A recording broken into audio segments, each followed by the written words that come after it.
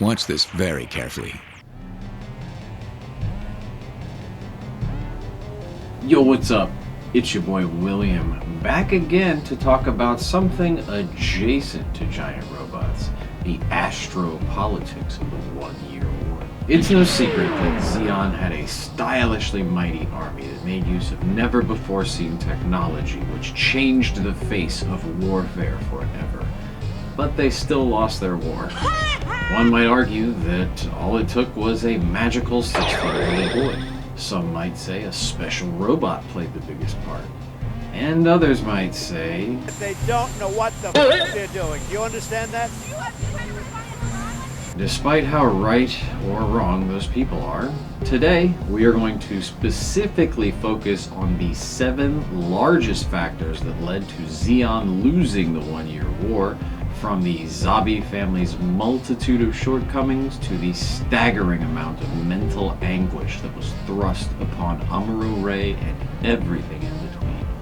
To do so, we will have to look at all of the anime revolving around that tumultuous year, including the original Mobile Suit Gundam, the 8th MS Team, MS IGLOO, Gundam Thunderbolt, and just a little splash of 0084 in the pocket. So strap in, power on, and fire up your suits, because here are the 7 biggest reasons why Zeon lost the 1 Year War.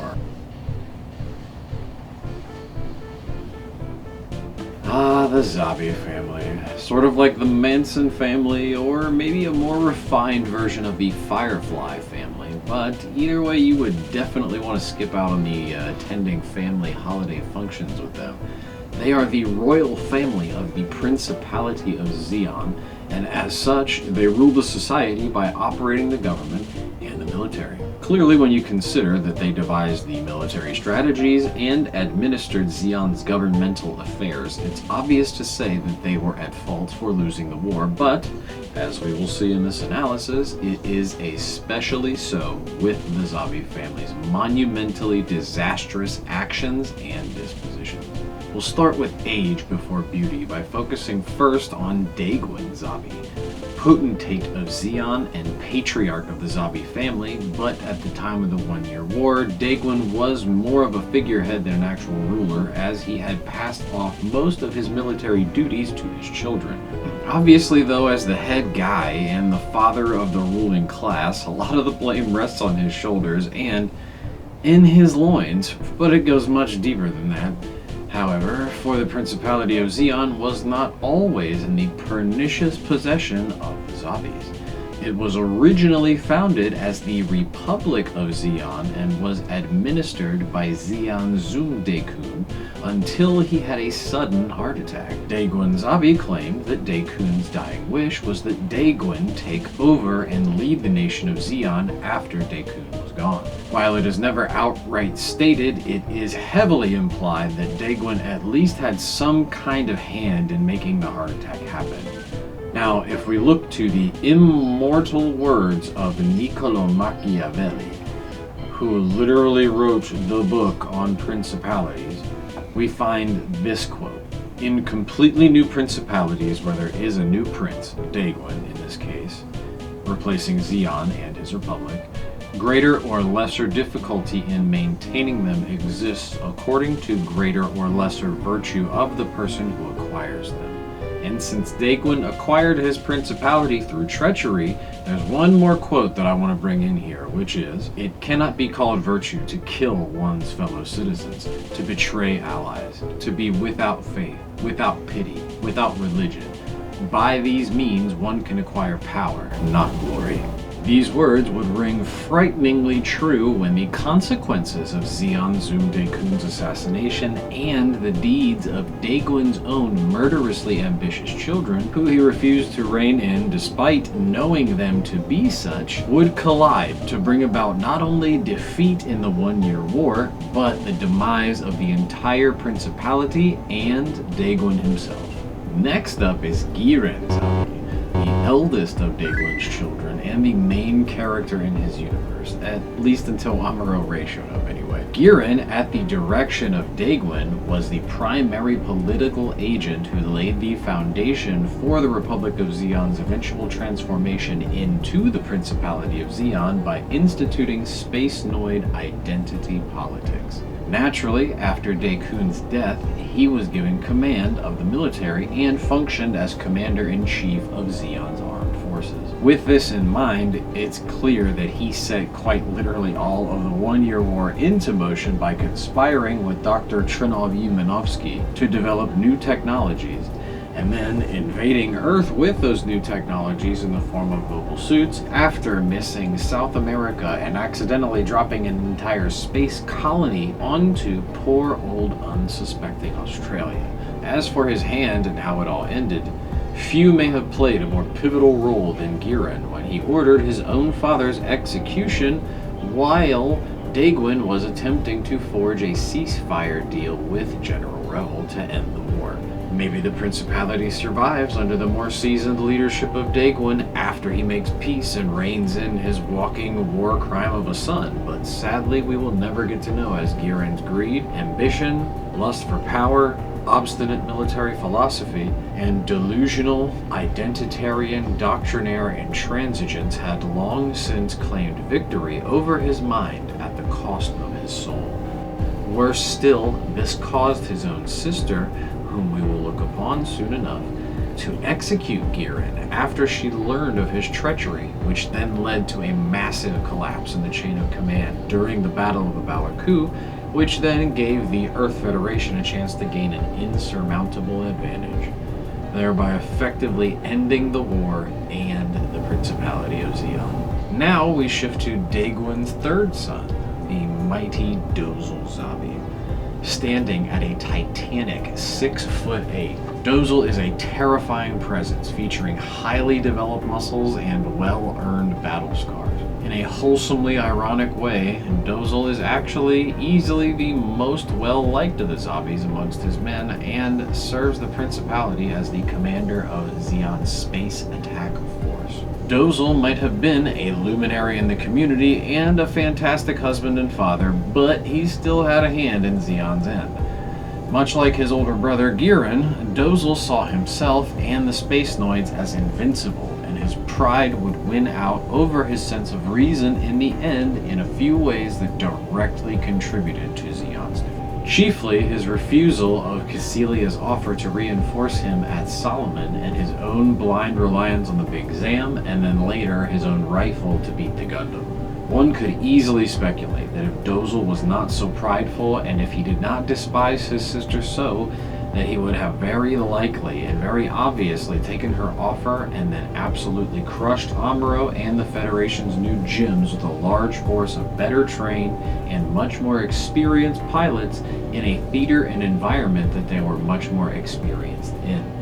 Instead, Dozul turned her down and got taken out by a brilliant strategy and a new weapon his boys were just not ready for, which resulted in the Earth Federation's capturing of Solomon and then using it as a staging point to launch their final assault on a Bawaku, which, as you know, did not go well for Zeon. Up next is Daegwyn's fourth and final son, Garma Zabi. Young, graceful, charismatic, and a beloved figure amongst Zeon's civilians. Garma was Zeon's future, and functioned as commander of Zeon's Earth attack force after the outbreak of the One-Year War. Garma led the successful second landing operation and conquered North America before establishing the Earth attack force's headquarters in New York City, which leads us directly to his hand in Zeon's end. Garma, being young and naive, was convinced that Shar Aznable was his close friend and that he needed to chase his approval.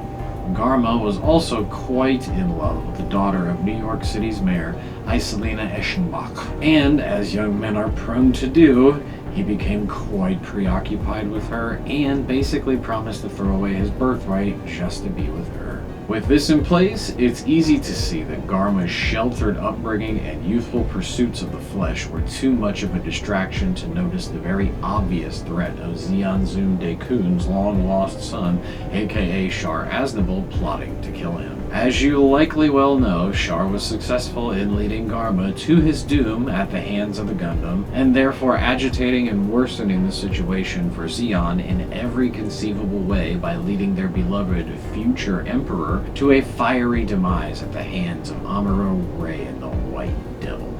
If Garma had been more about his business instead of getting lost in the women, and if Garma had been a little bit better able to accommodate his inferiority complex by rising above the need for validation, then perhaps he notices Char's treachery and ends Char's secret revenge campaign long before he can cause any long-lasting damage. Last and least in my book is Cecilia Zabi. Beautiful, cunning, ambitious, and loyal only to herself, Cecilia was feared by both Zeke and Fetty alike. When she wasn't busy being a weapons-grade see-you-next-Tuesday, Daegwin's only daughter functioned as the commander of the Mobile Assault Force and made use of some of Zeon's most unique technology. As such, she is responsible for some of the most colossal blunders leading directly to Zeon's eventual demise. Since she was out for herself above all else, she quite often feuded with her siblings, as we mentioned before. One could say that if she was more of a team player, Dozle may have liked her enough to accept her offer of reinforcement without feeling like it was a set of shackles being clamped around his wrists. In what's known as the quote-unquote old lore, which is what we have been using, it is generally accepted that General Revel was busted out of Zeon custody by Federation spies. But in the new lore, it is stated that Cecilia actually helped the Federation spring their commander-in-chief, only to have him turn around and order the Earth Federation to militarily uppercut the Principality out of existence like one of those uppercut fatalities from Mortal Kombat.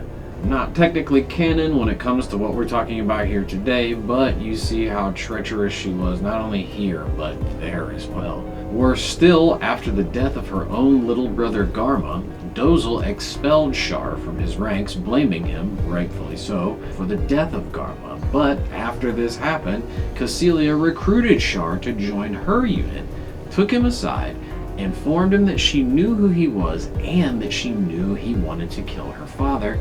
Being the ruthlessly cunning girl boss that she was, she sought to control Char and his skills by keeping him close, but she severely underestimated Char, who was now empowered to begin secretly sowing the seeds of Zeon's destruction while under her protection, before finishing her off with one final heads up. As you can see, the Zabi family did itself absolutely no favors and fumbled an incredible opportunity to control the entire Earth sphere by losing the 1-year war, even though they started off with such a monumental advantage. At pretty much every opportunity, they zigged when they should have zagged and made it ever easier for their opponents to overcome them both from within and without. It makes me laugh to know that Machiavelli himself could have predicted this outcome, and it's a testament to how well written the original lore is that it adheres to all that we know about principalities, how they are governed, and how they survive. Or, as in the case of Zeon, how they perish. Anyone with even a passing grasp of war and statecraft knows that spies and espionage go part and parcel with running a country and conducting war. It's like Sun Tzu says. All warfare is deception. He would go on in a later chapter to expand on this. Thus, what enables the wise sovereign and the good general to strike and conquer, and achieve things beyond the reach of ordinary men, is foreknowledge. Now, this foreknowledge cannot be elicited from spirit. It cannot be obtained inductively from experience, nor by any deductive calculation. Knowledge of the enemy's disposition can only be obtained from other men, hence the use of spies. Daegwin and Giran knew this well, and were both accomplished spy masters in their own right. However, as we are about to see, they did not have the skills nor a strong enough network of spies to withstand what was heading their way, and it played directly into losing them their war right along with their country.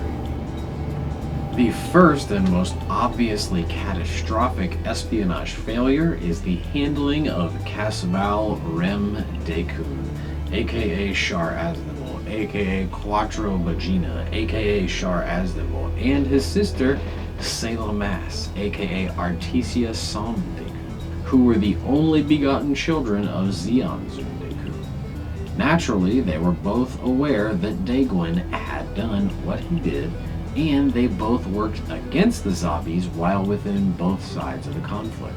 One could fairly say that Selah's role was important with the Earth Federation, yet it is inarguable that Shar intentionally played perhaps a bigger role than anyone else in Zeon's demise while ironically fighting for them. Considering his information gathering skills, his charismatic presence, his good looks and sex appeal, his prudent mind, and his prowess with a mobile suit, Shar was the perfect spy and Zeon stood no chance.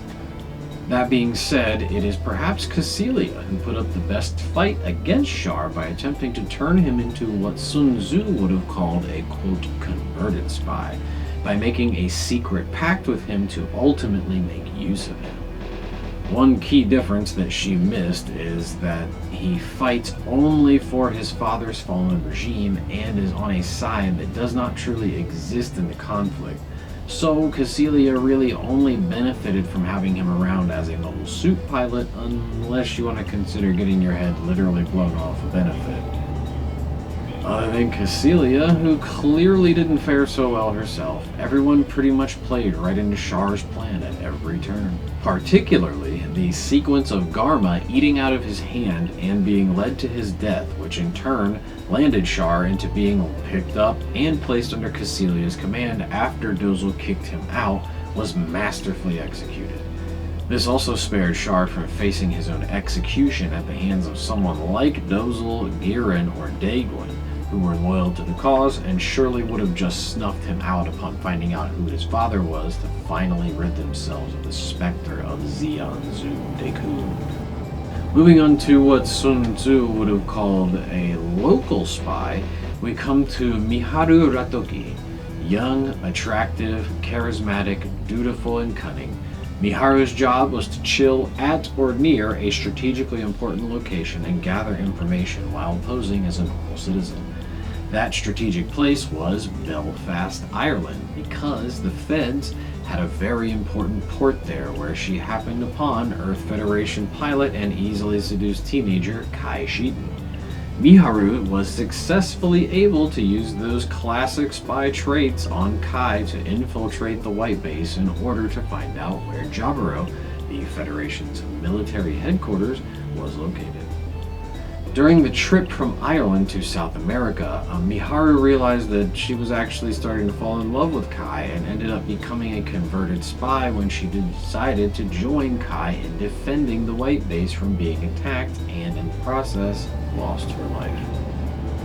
In doing so, she negated a golden opportunity for Zeon to learn Jaburo's location and attack the Earth Federation's headquarters and possibly end the war when Zeon was at what was more or less its peak strength on Earth.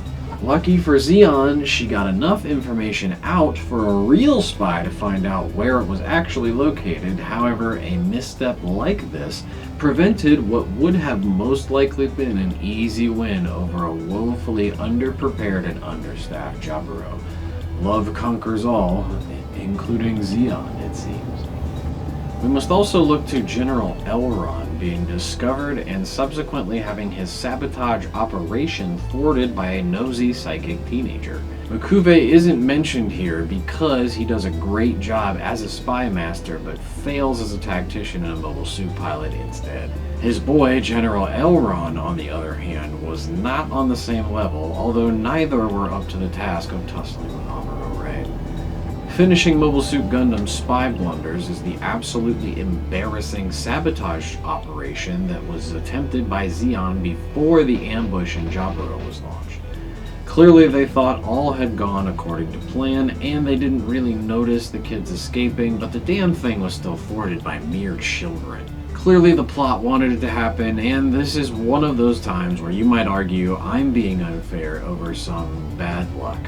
Still, I have to think that a more competent group of spies would have just committed another war crime and deleted the trio, since it's kind of hard to stoop any lower than dropping an entire space colony. At that point, 3 kids really mean nothing in the grand scheme and in comparison to the incalculable millions of children who are in Australia. Rather simple to speculate from there that this theoretically more ruthless and sadistic team would have successfully removed a large portion of the defense force of Jaburo, which could have easily flipped the battle in Zeon's favor and possibly provided a path to victory for Zeon. One final point of order to bring in this chapter surrounds the events that took place during MS-IGLOO 2 Odessa Iron Storm. Essentially, the main character of that episode, Aline Nazan, is accused of being a spy and thrown in jail because her lover defected to Zeon with information involving the development project that they were working on surrounding the interesting RTX-440 gun tank variant. Things are presented in such a way that makes the audience at first think he's actually a converted spy who defected to Zeon. But it eventually comes out that he is actually what Sun Tzu would have called a doom spy. This particular type of spy is defined as a spy that does things openly and for the purposes of deception. In this case, Aline's beloved Bettany gave over the plans as a ruse, only to sabotage Zeon's ground forces from within, thus granting the Federation a huge advantage over Zeon's massive fleet of armor, which was defending Odessa at the time. Unfortunately, during the Battle of Odessa, Aline was so overcome by the desire for revenge that she hit the unstoppable self-destruct button before realizing that Bettany was still on her side, and her being thrown in jail was done merely to keep up appearances. Even though Aline tragically does not survive, it was clearly a masterful espionage job by Bettany, exposing once more that Zeon's spy network failed to grasp yet another of Sun Tzu's key tenets on espionage, namely, quote, "The enemy's spies who have come to spy on us must be sought out, tempted with bribes, led away, and comfortably housed. Thus, they will become converted spies and available for our service. Had they led Bettany away, distracted him with bribery of whatever kind, and comfortably housed him, perhaps he isn't there to sabotage Zeon's defensive strategy, and then perhaps Odessa is not lost, which then means that Zeon still has a plentiful source for crucial resources to keep fighting and to keep its foothold on Earth." Time and time again, at very crucial moments, Zeon made key blunders in the field of espionage that led to extremely catastrophic consequences. From Char more or less personally engineering the demise of the entire Zabi family right under their noses, to fumbling 2 different opportunities to possibly destroy Jaburo early and win the war, to losing Odessa because they just couldn't fathom that maybe the new guy who came over with the new enemy intel might be a Trojan horse designed to infiltrate and subvert from within. Had they been on their game and followed the immortal teachings of Sun Tzu, then perhaps they would have won that 1-year war, but we can only speculate, as the key failures mentioned here stand as a testament to the accuracy of Sun Tzu's teachings, and one more reminder that all those who deviate from the art of war are fated to meet their own ruin. It is no secret by this point that Giren is an obvious Adolf Hitler analogy, and Zeon on many levels is loosely modeled after Nazi Germany. As such, the dominant political ideology at the time in Zeon was much like Germany. We, the Spacenoids or the Aryans, are a superior racial subset of humans and therefore are subject to a different set of rules. It is from this central principle that ideas like "we're better so we should be your masters" and or "that group is oppressing us as a group so we must fight them for justice in the name of justice for our group" are born and nurtured, which highlights a big reason why both Nazi Germany and Zeon lost their wars. They made the whole world an enemy because of their ideological possession by identity politics, coupled with both an unverified claim of racial superiority and an axe to grind over the slights against their group, both real and imagined. It is also widely known that Zeon not only gassed an entire space colony's population into deletion, but they went and dropped that colony on the planet Earth during the infamous Operation British. Why would they commit such an atrocious act? Well, because they willingly gave up their humanity to become Spacenoids, and in the process lost their ability to empathize or even sympathize with those people they saw as different, despite there being very few differences between the two. As Voltaire said, anyone who can make you believe absurdities can make you commit atrocities. Here, the absurdities are that Spacenoids are superior by virtue of existence, they are being oppressed, and they should fight for independence. While the atrocity is obviously the colony drop because the initial plan was to destroy the entire continent of South America in a bid to take out the Federation's HQ at Jaburo, which Zeon did not know the precise location of at the time. The fact that it was even an option and that they were even willing to sacrifice that many humans just to take control of the Earth instead of doing the espionage work to find Jaburo and then just taking it out with a smaller force suggests a serious lack of perceived value when it comes to humans in general. The message that humans are beneath Spacenoids and were essentially sacrificed on the altar of Spacenoid independence was delivered loud and clear when that colony struck the Earth. One can then easily understand why any human might feel threatened and motivated to fight against these invaders, and why anyone in space that disagrees with Zeon's calculation would be motivated to stop them from committing such an abhorrent act once again, thereby only increasing your enemy's numbers and making it harder for you to win a war and control territory through the winning of hearts and minds. Okay, so now imagine you're Zeon, right? You have to sign the Antarctic Treaty, or else you risk looking like unapologetic, genocidal lunatics over whatever happened there with that whole colony drop thing. Whatever happened there? Undeterred, you press on, and now you've successfully devised and executed the very first planetary invasion by unfurling the deadly surprise of a new kind of warfare on Earth in the form of mobile suits. You take large tracts of the planet with relative ease and are advancing on all fronts while searching for the enemy's headquarters in South America. Now that you've conquered these places, what's to be done with the regular old normies left over after the military has been neutralized?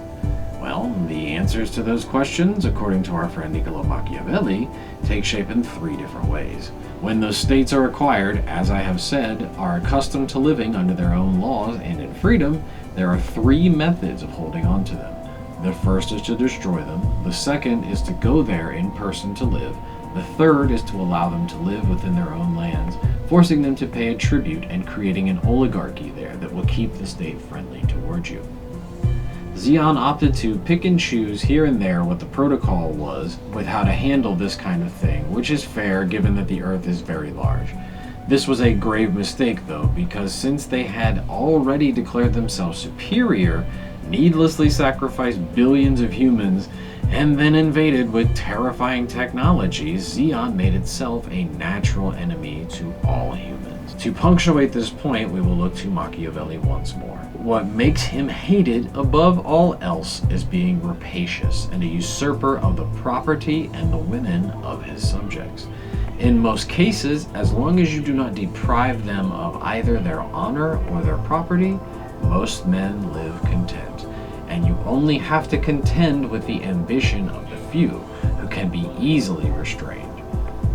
Easy then to imagine that many people on Earth could understand what Machiavelli was saying, as many women, a lot of territory, and an entire continent was taken from them, while they never likely had any honor in the eyes of the Spacenoids, who saw them as an inferior race.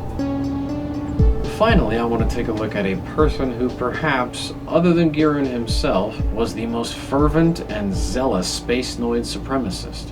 That is 0080's Lieutenant Colonel Killing, a member of Caecilia's mobile assault force and also a literal worshipper of Gihren Zabi. There are few soldiers in Zeon's ranks who bought into and fought for Zeon's identity politics more than Killing. During the events of 0080, it is ascertained by Zeon that Side 6 is secretly harboring a Federation R&D team which is building a Gundam. The leadership of Side 6, the ostensibly neutral Raya Republic, had previously claimed that they didn't want to participate, and luckily for them, Zeon decided to spare them the fate of Side 2 or Side 4, as long as they didn't consort with the Federation. So naturally, when Lieutenant Colonel Killing, who wakes up every day hating him some humanoids, found out that Spacenoids were traitorously working against Zeon, he devised the central conflict of 0080, and that is Operation Rubicon. This operation was designed on the surface to have a covert team of spies infiltrate Side 6 and destroy or capture the RX-78NT-1 Gundam Alex, but really, Killing had very little confidence that they would actually succeed, and essentially just wanted them to fail so that he would have justification to break the Antarctic Treaty and nuke Side 6.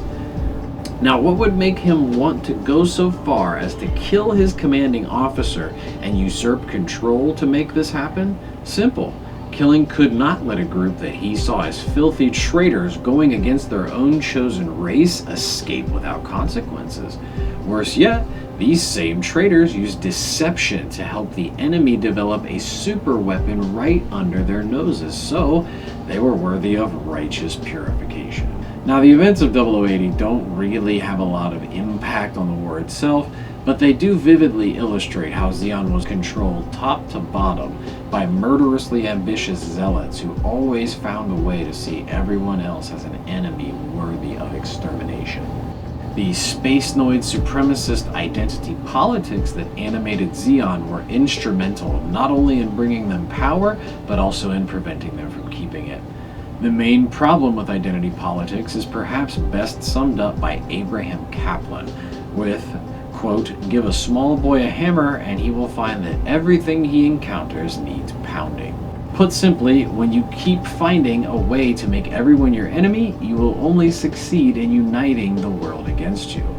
Arguably best illustrated by the Raya Republic's reluctance to see Zeon as equals worthy of cooperating with despite being, theoretically, Spacenoids themselves because of having been shocked by the atrocities that Zeon committed against the humanoids of Earth and also the Spacenoids of Side 2 and Side 4. In some ways, things like cultural identity can perhaps be extremely important to maintain and worthy of keeping around, while on the other hand, there are certainly things in every culture worthy of purging in favor of a new and better way. Attractive as these identity-based ideas may be, they seem to lead us inevitably towards picking sides and fighting it out at some point after the first political punch is thrown.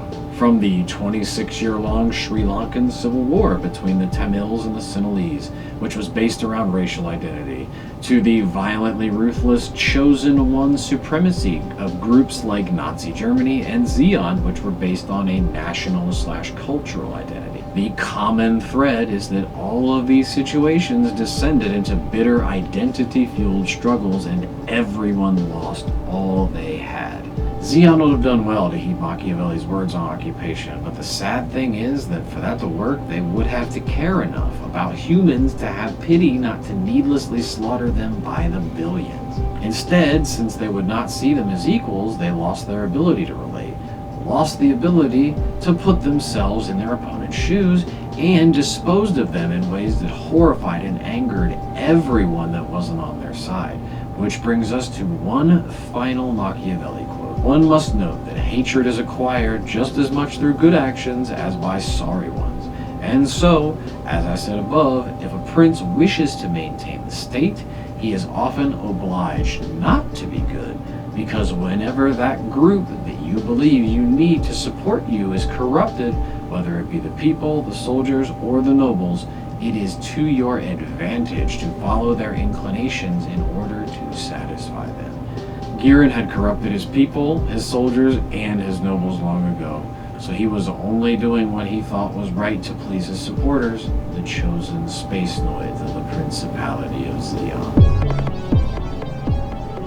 Despite what the belligerents in wars may have told you, it can be said with absolute certainty that almost every single war that has ever been fought has been fought over resources. Some recent examples include the Iraq-Iran War, the Iraq-Kuwait War, and Desert Storm, which were clearly fought over oil. While if we look to antiquity, we can see the Portuguese and the Dutch once fought a war over control of the spice trade, the Chincha Islands War, which was fought over nutrient-rich guano, and pretty much any of the wars in Africa over control of diamond mines like the Sierra Leone Civil War.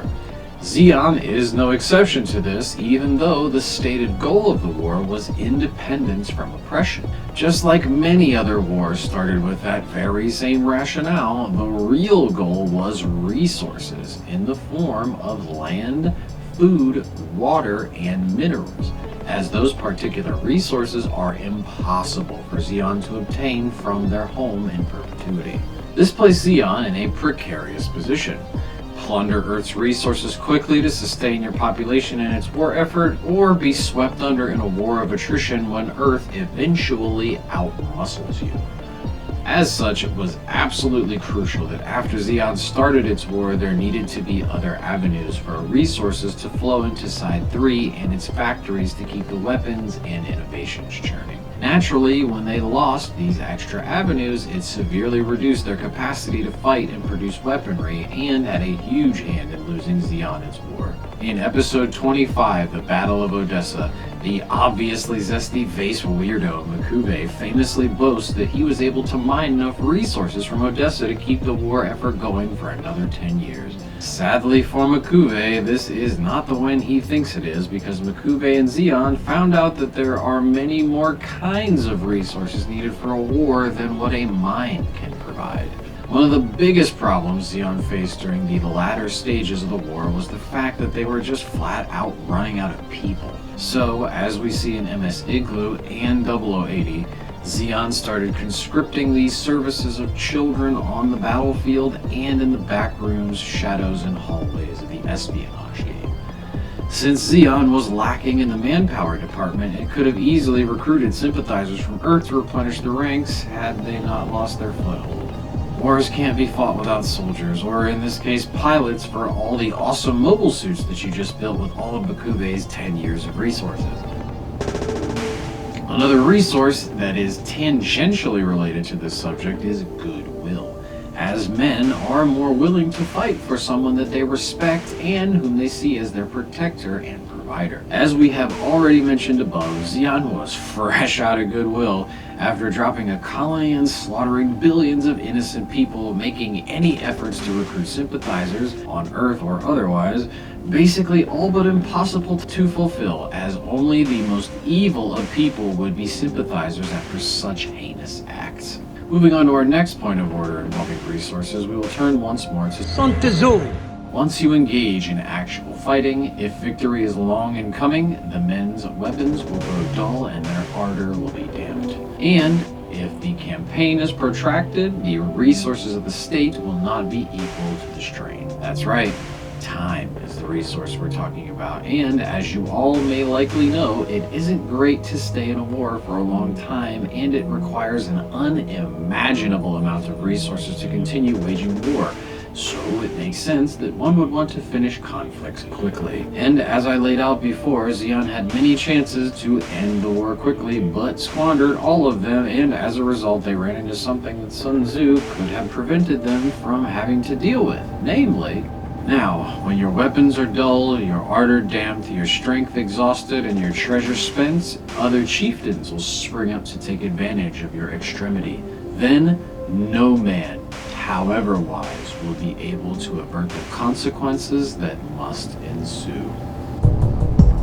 In the course of any war, mistakes are bound to happen. and when they do, disaster is bound to be right on its way. Zeon, like any other fighting force, made its fair share of mistakes and had its fair share of catastrophes that followed. In doing so, Zeon has failed once again to heed the words of Zoo, Sun Zoo, you bastard. Making no mistakes is what establishes the certainty of victory, for it means conquering an enemy that is already defeated. Now, is Sun Tzu saying you have to be perfect? No, but he is saying that the general who makes the least mistakes wins, because he goes on to say, hence the skillful fighter puts himself to a position that makes defeat impossible, and does not miss the moment for defeating the enemy. Zeon started things off following the script to the letter. However, when they tasted defeat at the hands of the Gundam piloted by Amuro, they lost their way and promptly found utter doom. We'll start things off by looking at Zeon's outright obsession with the white base. It is certainly understandable that after having lavished in the successes of their first campaigns, that Zeon was quite embarrassed by the efforts of this upstart resistance group, and they wished to crush it quickly, thinking it was the Federation's last and best hope. This relentless focus directly violates Sun Tzu's first two principles for victory. 1. He will win who knows when to fight and when not to fight. And 2, he will win who knows how to handle both superior and inferior foes. Had they not been so shackled to the idea of defeating it, they may have been able to actually operate in a manner that did not compromise them tactically. In other instances, perhaps letting the white base go and focusing on more strategically valuable targets at that time, or even potentially treating it like the threat it actually was, instead of constantly underestimating them, might have yielded different results. Next up, we have the absolute tactical debacle that was Zeon's defense of Space Fortress Solomon. As we already laid out before, the Zabis were a certified mess, and the blame for this monumental loss for Zeon rests squarely on the shoulders of Dozle Zabi and Cassilia Zabi. The battle was essentially over before it started, as the Federation got a huge jump on building the solar flare system, and since Dozle didn't want to be in Cassilia's favor or face the mockery brought on by appearing weak and needing her help, he refused to request reinforcements from his man-eating girl boss of a sister. So let's take stock here.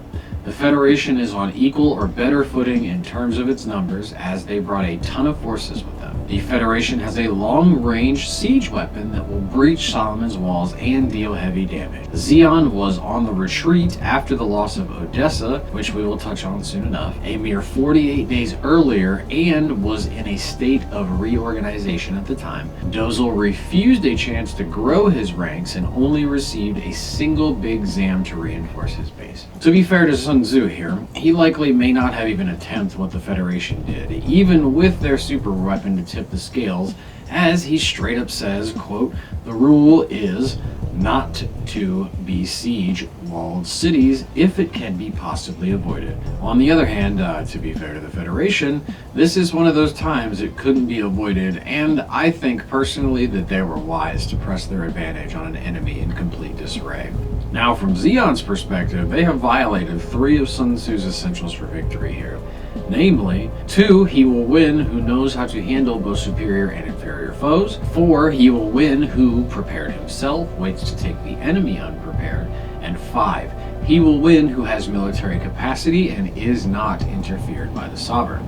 Dozle both underestimated the Federation and overestimated his own forces, thereby clouding his judgment on how to handle the enemy. Dozle was underprepared with only one big Zam, and his sitting forces facing an enemy that had the drop on him with a big-ass super weapon of doom and a large army of mobile suit. Finally, Dozle did not have the military capacity and was interfered with by 2 sovereigns.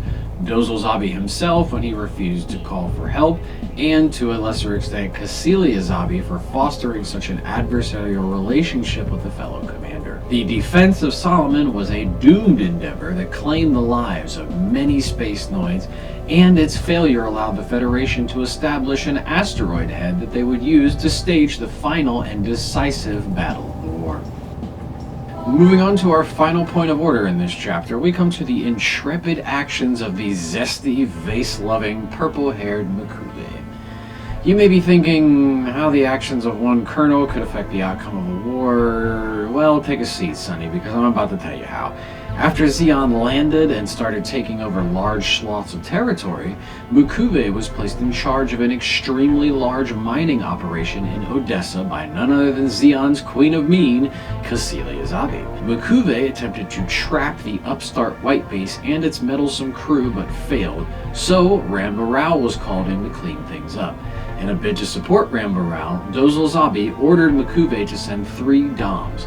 Mukuve, however, does not actually end up sending those DOMs because he and Cecilia haven't really told Girin or Dozle about how awesome Odessa is yet, and they wanted to keep it a secret. This one action prevented Ramba Rao from having an insurmountable edge in combat, which would have no doubt spelled doom for the, at the time, very inexperienced and vulnerable Amuro Ray. Hard to see Zeon losing if Amuro goes down on Earth. This brings us to Operation Odessa, which ended up being another devastating defeat for Zeon, as it was the last and most important outpost that Zeon had before it pulled out of occupying Earth. Our purple-haired friend was the commander of the mining base and the operation to defend it. After Ramba had failed earlier and the white base began assaulting Mukuve's territory, Mukuve attempted to use General Elrond to sabotage a large portion of the Federation forces before the Battle of Odessa, but Amuro Ray thwarts this attempt, which eventually leads to them getting crushed. Mukuve then decides he wants to get out in style, and he shoots a nuclear missile to distract the Federation long enough to allow Zeon to get away, but breaking the Antarctic Treaty in the process. Finally, Mukuve lured Amuro Ray into fighting him one-on-one in a booby-trapped battlefield contained inside the Texas space colony. Mukuve did not anticipate that Amuro Ray was a magical teenager with special space powers who would read his feelings and defeat him in his very weird but awesome mobile suit. Mukuve was instrumental in losing Zeon's earthbound resource honey hole, broke the Antarctic Treaty willingly, prevented Ramba Rao from stopping Amuro just to keep secrets from his own allies, and fatally underestimated Amuro Ray. All of these things played directly into Zeon's demise, but as far as Sun Tzu is concerned, despite his mistakes, Mukuve played it right, all the way up until the end when he, like all of the others in this section, did not satisfy the second essential for victory, which is he will win who knows how to handle both superior and few things have a greater impact on warfare than technology. Don't take my word for it, just ask the defenders of Poland who in 1939 were tasked with using horse-mounted cavalry to stop Hitler's Wehrmacht at full strength with its tanks and airplanes. Needless to say, Poland did not fare all that well, just as the Earth Federation forces did not fare all that well when they tried to take on Zeon's mobile suits with tanks and people. However, what went on to happen from both of these starting points in 2 different wars is what the focus of this section will be.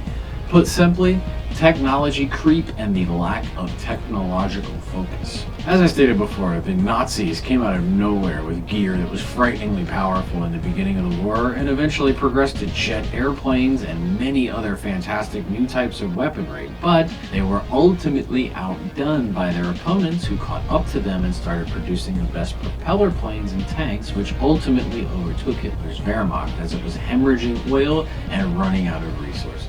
Similarly, Zeon had 1,000,001 different kinds of new mobile suits and mobile armors, while the Federation focused on creating the best mobile suit the world had ever seen and then mass-produced it.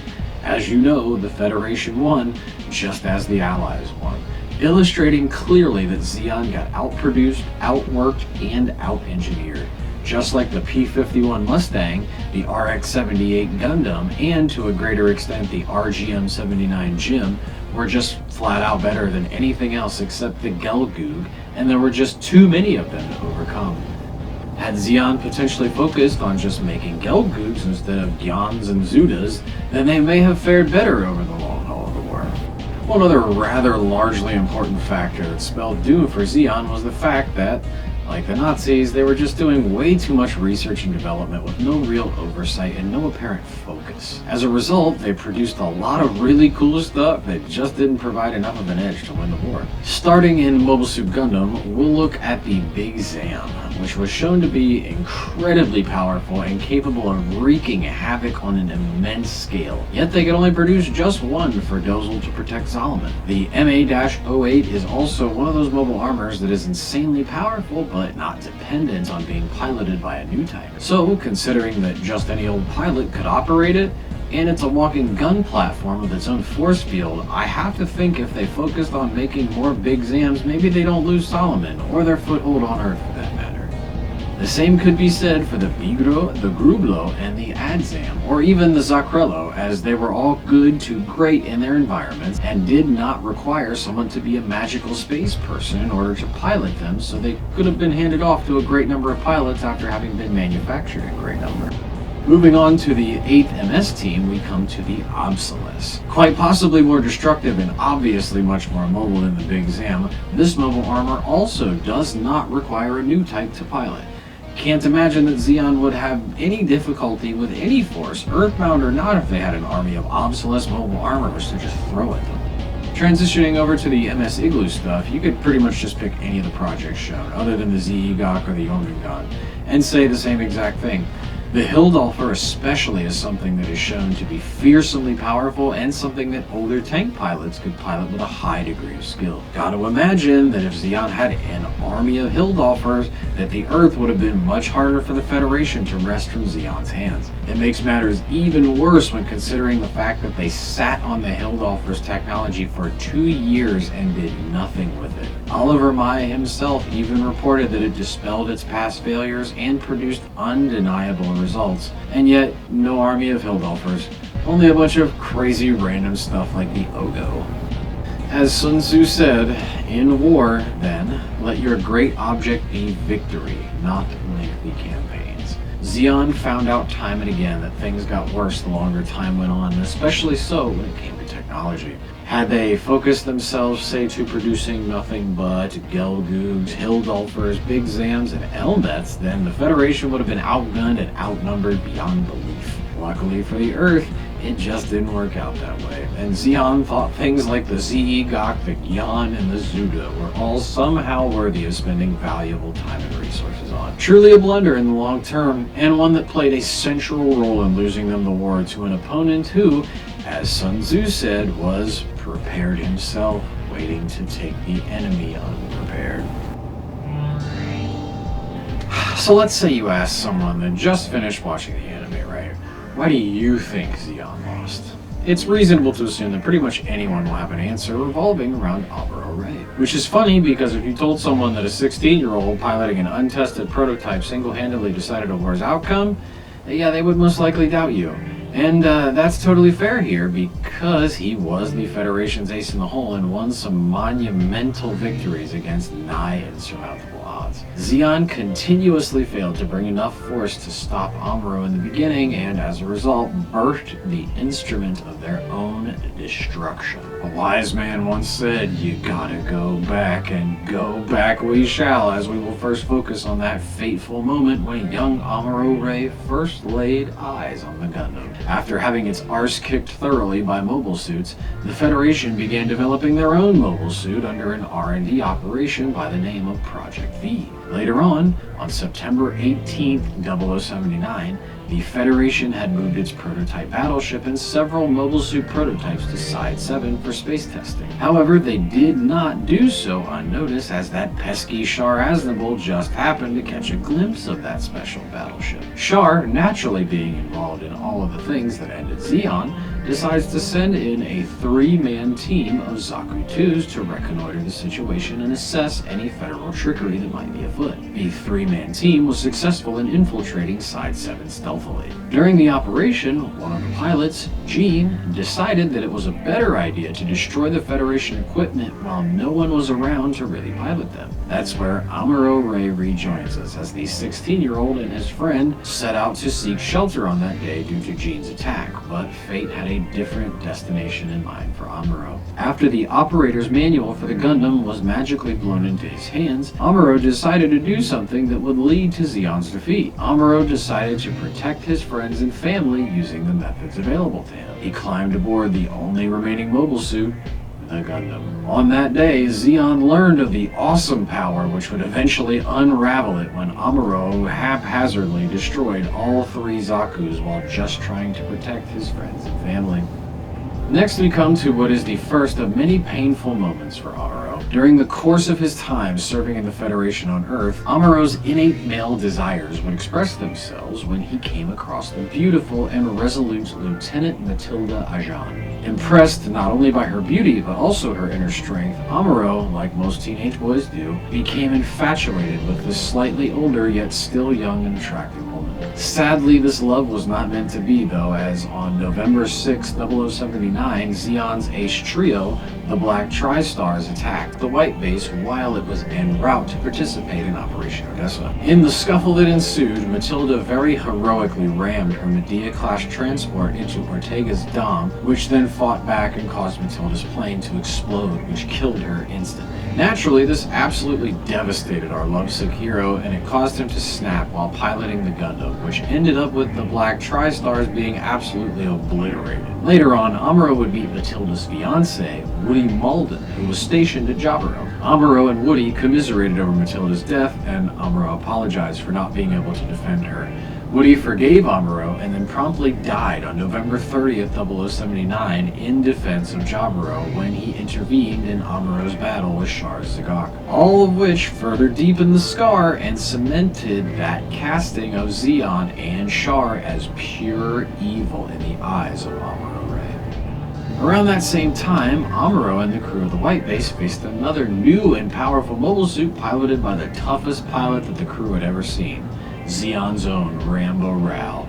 Over the course of their time in the desert, Amuro would desert, feeling disillusioned with the Federation. While AWOL, Amuro would acquaint himself with Rambo Ral and his wife Crowley Haman in a chance meeting at a desert saloon. Rambo Ral would go on to attack the White Base, forcing Amuro to fight against someone he liked but disagreed with. Rambo Ral did not survive the operation, but his wife did, and she subsequently led a desperate kamikaze attack on the White Base, which led to 2 more deaths, hers and the death of the beloved crew member Ryu Jose, who sacrificed himself to save the crew by flying his own craft into hers. This event was so powerfully tragic for the crew of the White Base that it brought them all to tears and shook them up for a long time afterward, but for Amuro, it was all of that and much more. The entire affair, namely the deaths of Rambo Rao, Crowley Haman, and Ryu Jose, would rock the psyche of Amuro Ray and shape his view of the world for the rest of his life. It also had the side effect of making him hate Zeon even more, as here were 3 more people that Amuro felt a kinship with that wouldn't be dead if Zeon didn't start a war that, in his eyes, was utterly and clearly senseless. Next up, we have to talk about Lala Sune, the super duper magical space psychic lady that enchanted both secret spy Prince Char Aznable and the walking vat of male hormones, Amuro Ray. Once more, a chance meeting of these 3 people would spell infatuation followed by tragedy for Amuro. As once more, Amuro would have to face someone that he liked in combat, eventually leading to Lala sacrificing herself to save Char from dying. This death in particular would scramble the hearts and minds of Amuro and Char for years to come, eventually leading to the events detailed in Char's counterattack. But in the short term, it deepened their hatred for one another to the point that they were willing to fight to the death in the final battle of the One-Year War.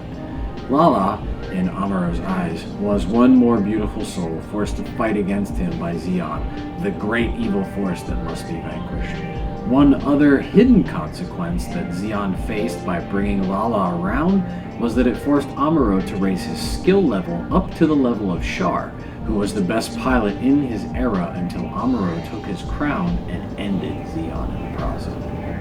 Moving on to something that doesn't have much to do with death, we come to Amuro's relationship with his parents and their relationship. You might be thinking, how is that Zeon's fault? Well, allow me to explain. Temray, Amuro's father, is the very person responsible for the V project and thus the Gundam itself. Had Zeon not started a war, Amuro Ray's father would theoretically be more involved in his life, and his mother would theoretically be more happy, causing both of them to treat him a little less harsh than they did in the anime. What is undeniable here is that their treatment and absence forced Amuro into some rather harsh ways of thinking that would actually benefit his survival skills and ensure Zeon's doom by providing yet another why for Amuro's how.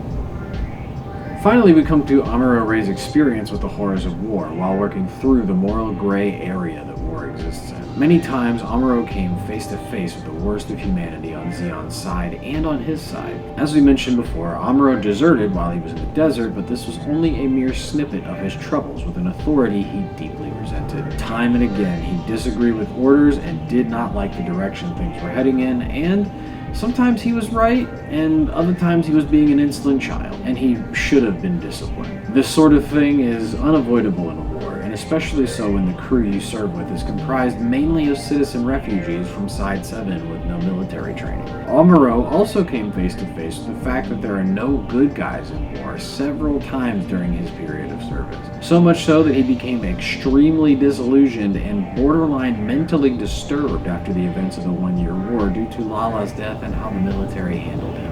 I will grant that this one here doesn't have a lot to do with Zeon outside of them creating the conditions for all of this by starting the war. With all of this detailed, we now have a clear picture of Amuro's mental state and how it was molded over time with tragedy and despair provided by Zeon's supposed war for independence. As you can see, the emotional burden that Amuro carried for the deaths of his comrades and his respected enemies alike was ultimately too much for him to handle, and it broke him as a person. While this was harrowing and tumultuous for our young hero, it was necessary for him to face these kinds of things and experience a metaphorical death to grow into the man that he was ultimately destined to be. It is imperative that any boy seeking to become a man must experience this, as Robert Moore and Douglas Gillette outline in the 1990 book King, Warrior, Magician, Lover. In order for man's psychology to come into being for any particular man, there needs to be a death. Death, symbolic, psychological, or spiritual, is a vital part of an initiatory process. In psychological terms, the boy ego must quote-unquote die. The old ways of being and doing and thinking and feeling must ritually die in order for the new man to emerge. We can see the truth in this even more clearly when we look at Bright Noah's reaction to that very same death of Rio Jose. Like Amuro, Bright too was broken and had to die that metaphorical death to become something more. Zeon played its part by being the metaphorical avatar of true evil, responsible for nothing but misery, destruction, and death. What else was the young tortured hero to do other than to slay the dragon and undo the curse placed on his life by its presence? Wars are complicated, right? So many moving pieces and factors all working together in unison to fight for what they want. You know, at the very same time, this complex process is built on an extremely simple set of concepts that the likes of Sun Tzu have delineated to us with absolute clarity. As you have seen along the way, Zeon was unable to maintain the initial strength and brilliance that they had before they committed the atrocity of dropping the space colony, thereby making themselves the enemy of the entire planet. They were unable to meet the moment tactically, they lacked a focused R&D approach, they failed miserably to win the espionage battle. Their government and war efforts were led by a bloodthirsty, self-centered usurper and his dangerously spoiled children that both Sun Tzu and Machiavelli would have considered lolcows. They tried to fight a protracted war without the resources, and finally, the main guy that the enemy pitted against them was a special talent that was goaded into crushing them through their own actions. Hard for even the most glorious of fighting forces in the history of war to stand up to a set of circumstances like that. Yet Zeon was still very close to accomplishing what it really wanted by taking control of the Earth. So that's my view of why Zeon lost. What do you guys think? Do you think I covered all the bases? Do you think there's more to it than that? Let me know down in the comments. Until then, thanks for watching. We appreciate you being here, and any excuse for me to talk about giant robots is a pleasure for me. So thanks for watching. Bye-bye.